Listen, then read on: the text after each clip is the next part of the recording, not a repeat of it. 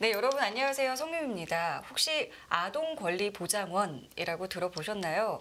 말 그대로 아동의 권리를 보장하고 또 아동의 삶의 질 향상에 기여할 목적으로 이제 설립된 기관인데요. 오늘 이 시간에는요, 저희가 아동권리보장원 고금란 부원장님 모시고 이 기관에 대해서 또 여러 가지 또 방향에 대해서 좀 살펴보고 이야기 나누는 시간 마련했습니다. 부원장님 안녕하세요. 네, 안녕하세요. 아동권리보장원 네. 사실 굉장히 좀 낯선 낯서시죠. 이름이에요. 네. 그래가지고 먼저 어떤 기관인지 소개 좀 부탁드리겠습니다. 네, 사실 저는 국민 인지도를 가장 높여야 될 기관이 아닌가라고 생각을 하고 있는데 예. 그러기에는 턱없이 여기 좀 부족하지 않나 싶은데요. 저희 아동권리보장원을 설명드리기 전에 우선 아동을 어떻게 인지하고 계신지가 더 궁금해요. 사실 저는 이 아동권리보장원이라 해서 아동의 정의를 네. 어디까지 어린이까지인가, 뭐 청소년까지인가, 뭐 좀 사실 궁금하긴 했었어요. 네, 그렇죠. 아동이라고 하면 그 아동이라는 스펙트럼 안에는 영아가 들어있고요. 예. 그리고 또 유아라고 표현되는 아동들이 있고 어린이집을 다닌다라고 하고 초등학생까지 보는 어린이. 네. 그리고 그 윗단계의 청소년까지를 모두 포함해서 18세 이하의 모든 우리 국민의 계층을 아동이라고 표현을 합니다. 그래서 예. 이 18세 이하의 아동들의 권리와 삶의 질, 행복까지 같이 추구하는 저희 기관을 대표적으로 표현할 수 있지 않을까 싶습니다. 제가 틀렸네요. 아닙니다. 저는 청소년이 포함이 안 될 거라 생각을 했고 아마 많은 분들께서도 네. 아동의 정의를 이렇게 내려야 되는구나. 네. 청소년까지 사실 그렇죠. 포함하는 거면은 굉장히 뭐 인구의 한 몇 퍼센트 정도 될까요? 저희 5천만 인구로 봤을 때 한 14.4% 정도 예. 상당히 많은 비중을 차지하고 있는데 네. 국민으로서의 대접이 좀 소홀한 거 아닌가 싶은 생각이 듭니다. 심지어 저희 기관은 자립준비 청년이라고 하는 대상을 포함할 때는 24살까지도 그 정책 이슈를 다루고 있거든요. 예, 범위가 또 늘어날 수가 네. 있는 거고 언제 설립이 된 거죠? 저희 기관이 19년도에 처음 기관으로 인증을 받고요. 20년도부터는 사업을 본격적으로 시작한 것 같습니다. 네, 그러니까 지금 이제 차근차근 이제 하나씩 네, 신생 공공기관이죠. 로서 네. 이제 하고 있는데 오늘 근데 참 다뤄야 될 주제들은 네. 무거운 주제들이 많이 있어요. 일단은 이제 가장 먼저 좀 여쭤보고 싶은 게 유령 아동. 네. 그렇죠. 저희가 참 많이 다뤘습니다. 이게 그러니까 출생한 흔적은 있으나 네. 출생 기록이 없는. 제가 정의를 잘 내리고 있는 게 맞습니다. 맞나요? 네, 맞습니다. 출생한 흔적이라고 표현하는 게 병원에서 낳을 때 그 임시번호라는 게 부여되거든요. 그렇죠. 예. 그럼에도 불구하고 출생 통보가 되진 않았던 아동들을 표현을 하고 있어요. 근데 네. 이 수가 제법 많아요. 전수조사를 해보니까. 그리고 네. 그나마 임시번호를 가지고 있는 것도 2015년부터 2019년 요 때까지만 전수조사가 그 전은 가능했고요. 없나요? 그 전에는 임시번호가 없어서 새로운 시스템으로 전수조사를 또 하고 있습니다. 저는 사실은 이 시스템이 이렇게 분리되어 있다는 것도 네. 이때 처음 알게 됐는데 시작을 했죠. 15년도에. 심지어 15년 이전에는 그 네, 기록조차 없다. 네. 그럼 지금 아동권리보장원에서는 뭐 이 이후에 이 이슈가 불거진 이후에 뭐 어떤 역할을 좀 하셨는지 궁금합니다. 제가 이 대목에서는 참 우리 사회적으로 빚진 자들이 많다라고 생각이 되는 게요. 취약계층의 모든 대상들의 정책은 누군가의 목숨값으로 시작되는 게 아닌가라는 굉장히 아픈 생각이 듭니다. 특히 뭐 노동계층에서도 그랬고요. 여성계층에서도 그랬고 취약계층에서도 그랬지만 아동 같은 경우도 이 유령아동이라고 분류되는 아동들이 사망사건을 겪으면서 좀 제도화됐는데요. 출생통보제라는 법안이 만들어졌고 이것과 짝을 이루는 것이 보호출산제가 있는데요. 이 두 가지 법안이 한꺼번에 발의가 되고 제정이 됐습니다. 각각을 좀 설명해 주실 수 있으실까요? 출생통보제는 아까 말씀드린 대로 의료기관에서 아이를 낳게 되면 네. 의무적으로 의료기관에서 우리 공공기관에 통보를 할 수 있는 시스템을 만드는 것이에요. 그러니까 지금은 병원에서 낳고 부모가 가서 그렇죠. 신고를 해야 되잖아요. 네.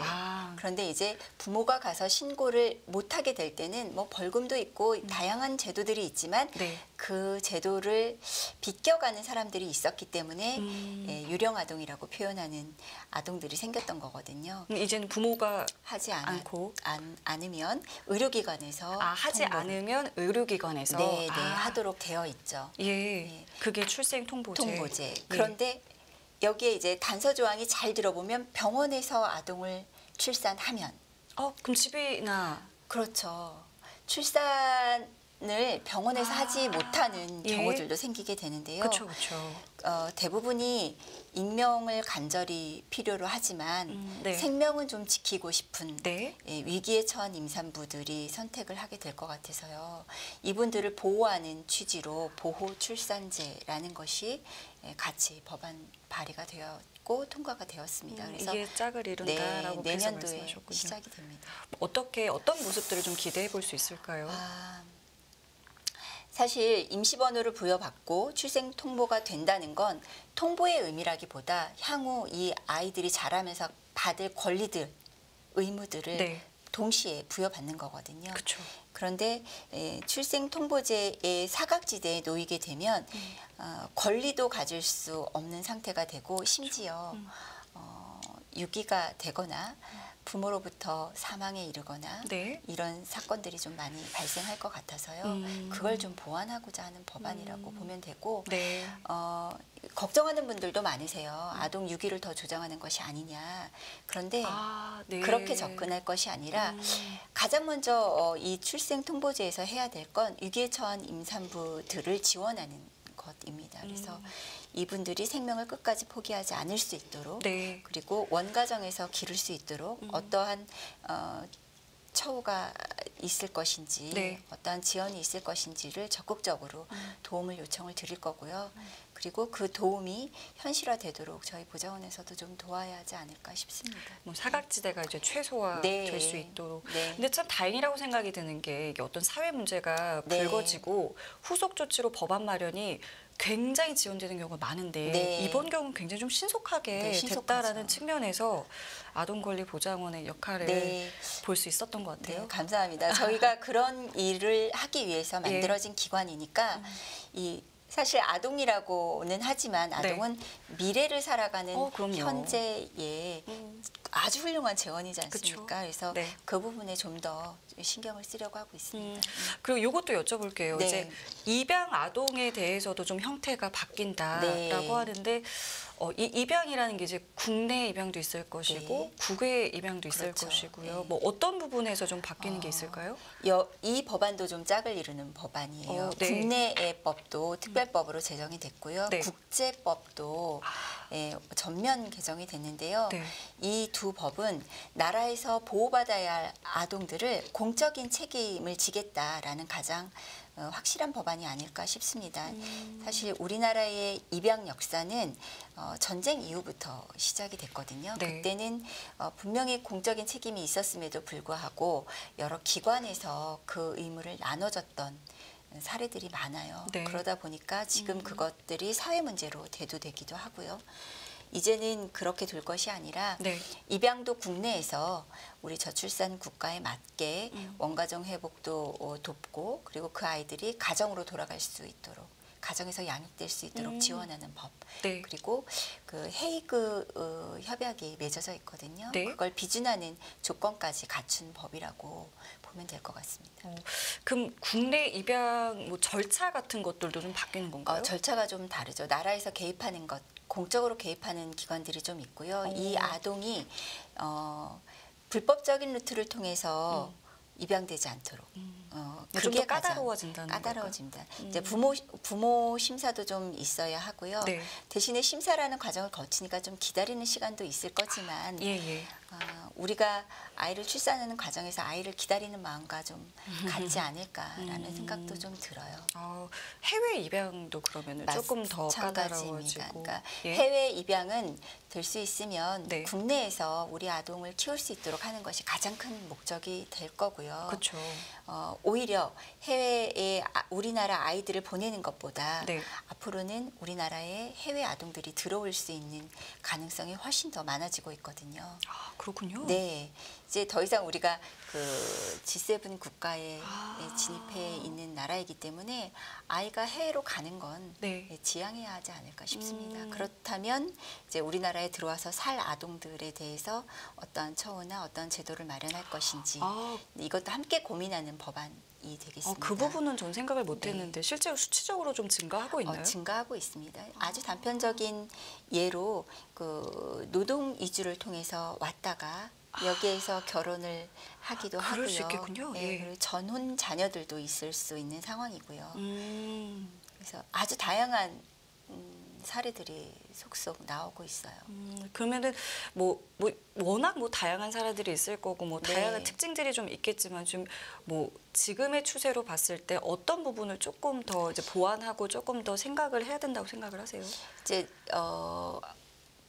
아이들이 우리나라로 들어온다는 건 네. 역으로 생각하면 아이를 보내는 나라 입장에서는 내 나라 아이가 상대국에 가서 그쵸. 좀 더 안전하고 인격적인 대우를 받으면서 그 나라의 국민으로 자리 잡기를 가장 원할 것 같아요. 그래서 그 부분을 좀 책임져 주고 완벽하게 대한민국 국민으로 자리 잡을 수 있도록 제도를 마련해야겠죠. 이건 정말 앞으로 계속해서 저희가 네. 좀 관심 있게 지켜봐야 되는 어떤 사회 네, 그렇습니다. 변화 모습? 네, 변화되는 모습이죠. 그럴 수 있겠네요.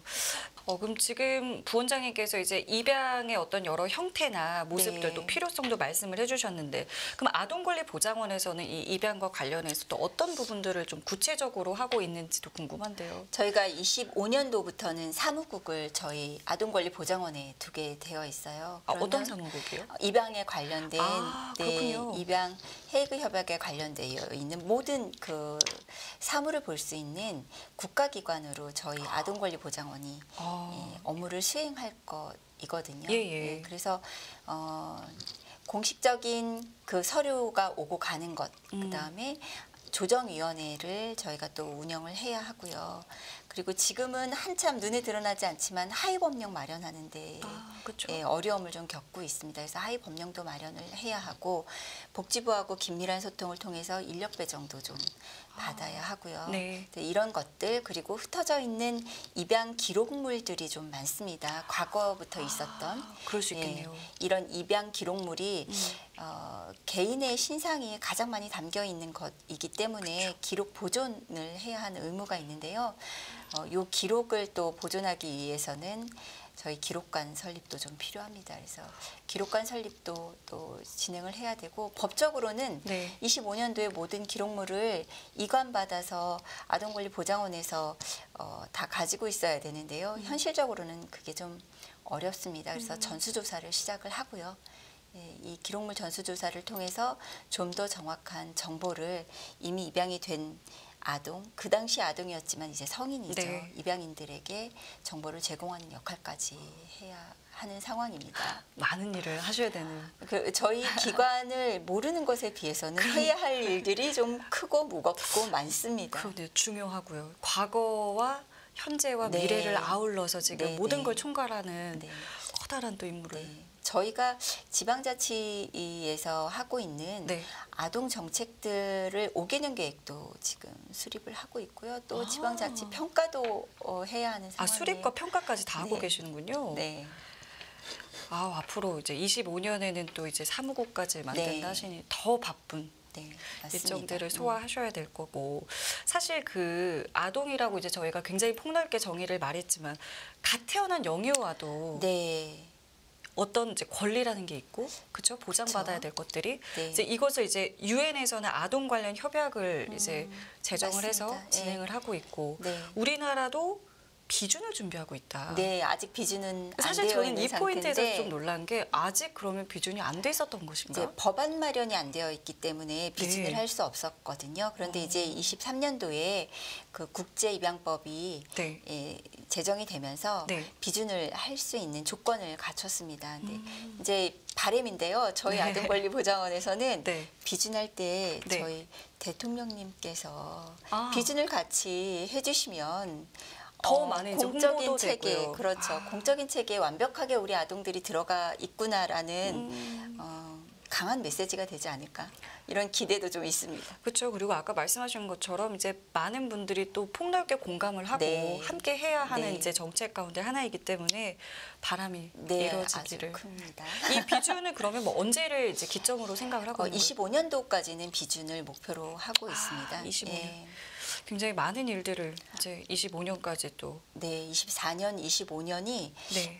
아동 그 정책에 가장 큰 변화를 맞이할 수 있는 시기가 되지 않을까라는 생각을 하고요. 방금 앵커님께서 이제 그 아동의 권리가 있지 않느냐라고 예. 했는데 아동의 권리라고 해서 특별하게 뭔가를 만들어내는 건 아닙니다. 사실 국민들이 누리는 모든 권리를 아동들도 공평하게 누리기를 기대하는 건데요. 네. 그런데 왜 아동의 권리를 계속 얘기하냐면 모두는 본인이 참여해서 본인의 권리를 주장할 수가 있어요. 그렇죠. 그런데 아동은 그 참여권 자체가 행사하기가 사실 어렵죠. 어렵습니다. 예. 그러다 보니 아동의 권리라는 특별한 명제를 붙인 것뿐이어서 네. 뭐 생존권, 발달권, 참여권 그렇죠. 예, 이런 것들을 다 기본 권리로 볼 수 있는 거죠. 누구나 누려야 네. 하는데 무슨 말인지 너무 잘 알겠고요. 혹시 그 외에도 지금 혹시 저희와 이야기 나눈 거 외에도 또 좀 네. 추진하고 계신 것들이 있는지도 궁금합니다. 추진하고 있는 거라기보다는요. 이 지금 아동의 권리에 대해서는 네. 저출산과 가장 큰 맥을 같이 하고 있지 않을까라는 네. 생각을 하고 있어요. 그런데 이 저출산을 극복하는 것이 사실은 쉬웠다면 기하급수적인 기하급수적인 이 예산을 투여하고도 초저출산 국가라는 이름을 달지는 않았을 것 같습니다. 네. 그런데 우리 산하제한 시대 때 저는 사실 태어났거든요. 그렇죠. 그게 네. 불과 몇십 년 전인데 네. 세상이 이렇게 바뀌었어요. 네. 그런데 그때 이제 우리의 인구수를 조정하는 데 있어서 국가에서 추진하는 정책이 국민의 공감대를 얻었기 때문에 가능했던 거라고 생각을 그럴 수 해요. 있어요. 예. 그러면 저출산도 마찬가지이다. 국민의 공감대를 얼마나 얻어 가느냐. 근데 이제 공감대는 충분히 형성이 된 것 같고요. 제가 지방에서 의회 활동을 좀 하면서 네. 또 이 공공기관으로 옮기고 가장 크게 깨달은 것이 뭐냐면 복지는 전달 체계의 명확성이었습니다. 좀 더 선명한 네, 방향성을. 선명하게. 그리고 그 예산이 얼마나 효율적으로 집행되느냐에 따라서 놀라운 효과를 얻을 수 있기 때문에 이 아동과 출산에 관련된 것을 네. 아동청이라는 걸 설립을 해서 강력한 행정 집행 기구를 만들어 준다면 복지 체계와 예산 효율을 좀 더 잘 효율성 있게 끌어가지 않을까라는 생각을 하고 저는 이제 그런 바람을 가지고 기본법 이런 것들을 좀 들여다보고 있습니다. 말씀하신 부분에 굉장히 공감하는 게 저출산 문제에 대해서 심각성은 모두가 인정하는데 네. 그 지금 대안이나 방향성에 대해서는 글쎄요, 많은 평가들이 좀 나오고 네, 있는 건 있습니다. 사실이고. 네.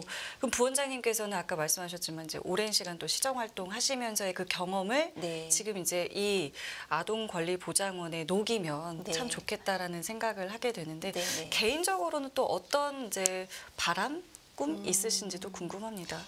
제가 이제 있는 동안에 아동청이 좀 더 체계를 잡아갈 수 있는 틀을 만드는 것만으로도 아주 큰 역할이 되지 않을까 싶고요. 네. 제가 아동청을 계속 얘기하는 이유는 전 중앙부처에 아동 관련된 저출산 관련된 정책이 다 있습니다.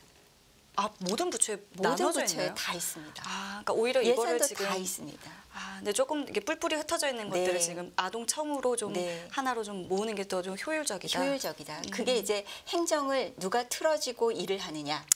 예산을 얼마나 효율적으로 쓰느냐 예. 이 두 가지가 중요한 포인트거든요. 예. 그래서 이걸 집행하기 위해서는 좀 필요하지 않을까라는 기대가 있고요. 기록관 건립과 아동청 설립 네. 이 정도면 제가 경험한 것을 풀어내는 데에는 가장 큰 일이 아닐까라는 생각을 좀 하게 됩니다. 일단 2000년에 이제 설립된 보장원에서 네. 그렇죠. 지금 벌써 이미 뭔가를 굉장히 많이 다져가고 있다는 네. 느낌이 들어서요. 앞으로도 더 많은 활약과 노력을 좀 부탁드리겠습니다. 네, 그렇게 하겠습니다. 정말 많이 도와주시고요. 네. 그리고 이렇게 얘기를 펼칠 수 있도록 연합뉴스에서 기회를 만들어 주신 게 전 너무나 감사합니다. 예. 앞으로도 더 많은 활약을 기대하면서 네. 오늘 여기서 인사드리겠습니다. 네, 감사합니다. 예, 고맙습니다.